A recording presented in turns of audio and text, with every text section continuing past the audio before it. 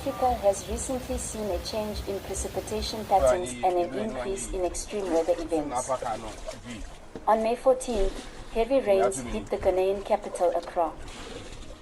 Rainfall reached about 25 liters per square meter. The downpour, which began in the morning and lasted 2 hours, caused flooding in several areas of the city. The streets turned into rivers. People were looking for safe places. The areas most affected by flooding were Dansoman and Odorka. The Corniche market was also heavily affected by the floods. The incident caused numerous traffic jams. Many cars and motorcycles got stuck in the water.